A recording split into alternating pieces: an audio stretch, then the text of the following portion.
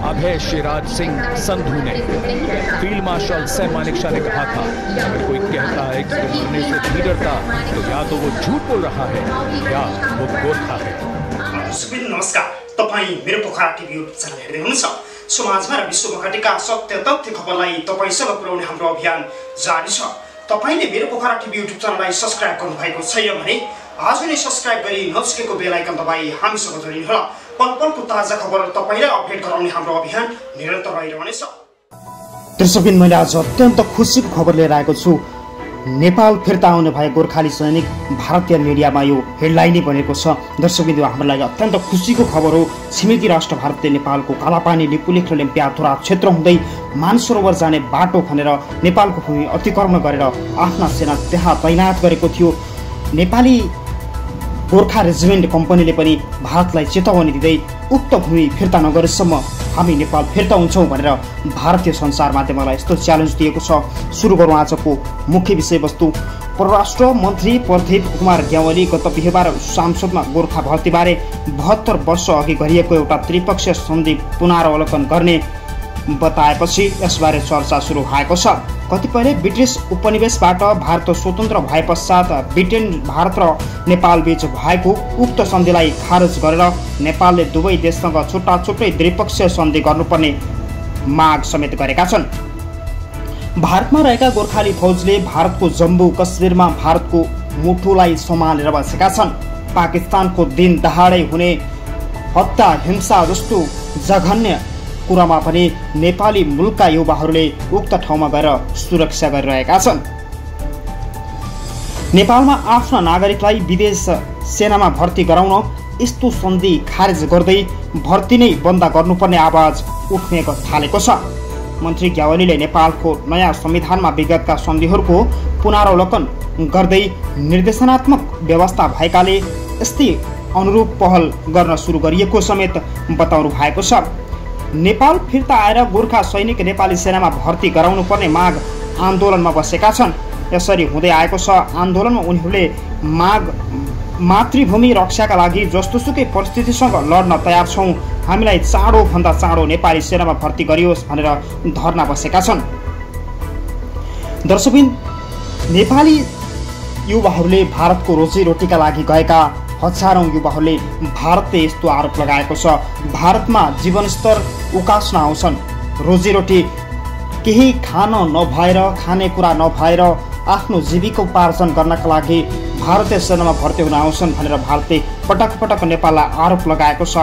पछिल्लो समय परराष्ट्र मन्त्री प्रदीप कुमार ग्यावालीले गोर्खा भर्तीबारे 72 वर्ष अघि गरिएको एउटा त्रिपक्षीय सन्धि पुनरावलोकन गर्दै भारतमा रहेको गोर्खा भर्ती बन्द गर्ने चेतावनी दिएपछि भारतमा कतिपयले ब्रिटिस उपनिवेशबाट भारत स्वतन्त्र भएको भन्दै आलोचना गरेका छन् भने कतिलाई भारतमा ठूलो झट्का लागेको समेत बताएका छन्।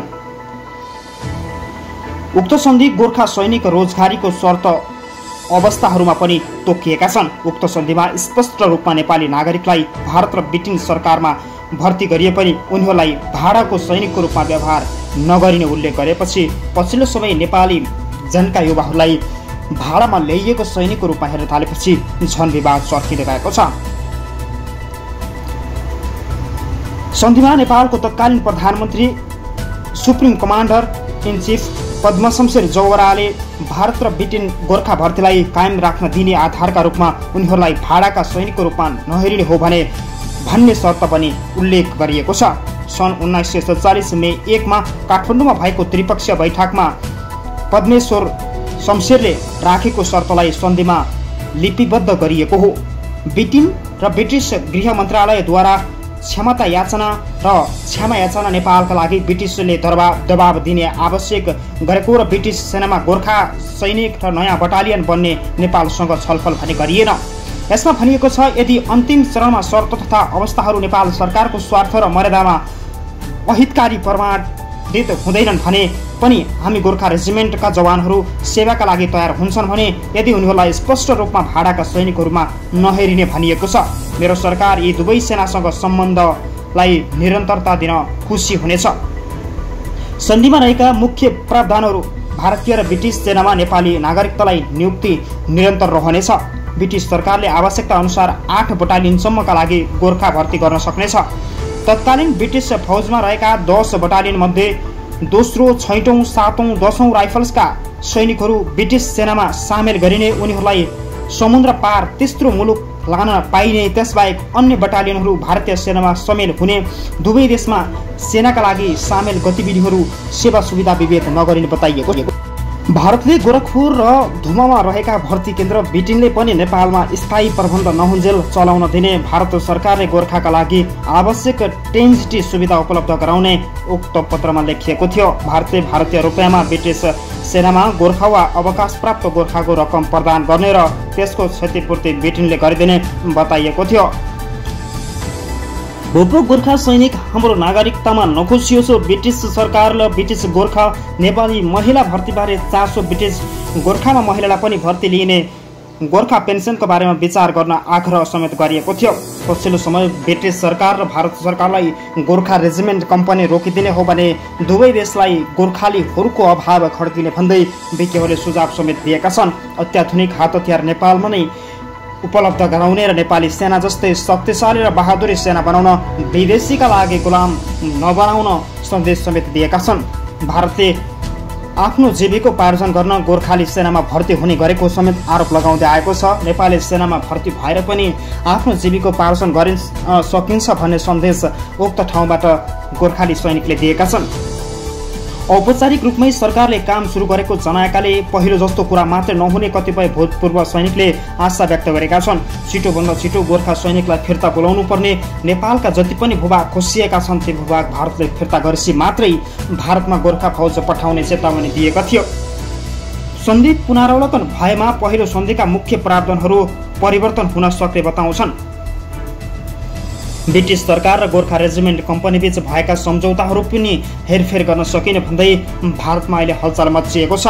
नेपाली भनेर भारतमा हेपाहा प्रवृत्ति बढ्न थालेको छ। गोर्खाली सैनिकले पाउनुपर्ने सेवा सुविधा नदिएपछि गोर्खाली सैनिक आफै आक्रोशित बनेका हुन्। नेपालका भूभागहरू पनि समेटिएको भूभागलाई भारतले अतिक्रमण गर्नु, उनीहरूकै देशमा आएर हामीले गुलाम गर्नु आफूलाई पच्य नभएको गोर्खाली सैनिकको भनाइ छ।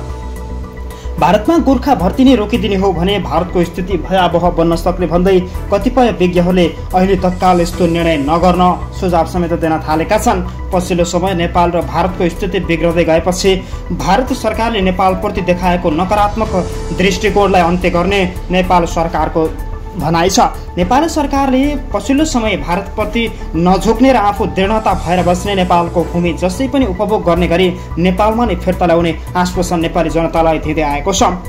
दर्शकबिन, तपाईँलाई आजको यो महत्त्वपूर्ण भिडियो तपाईँलाई कस्तो लाग्यो? यस्तै नयाँ ताजा अनि सन्देशमूलक भिडियो हेर्नका लागि मेरो पोखरा टिभीलाई सब्स्क्राइब गर्नुहोला। सब्स्क्राइब गरिसकेपछि नजिकै रहेको बेल आइकन दबाई अलमा क्लिक गर्न भने नबिर्सिनुहोला। दर्शकबिन, तपाईँले भिडियो अन्तिमसम्म हेरेर बस्नुभयो त्यसको लागि धन्यवाद। तपाईको बाँकी पल शुभ रहोस्। नमस्कार।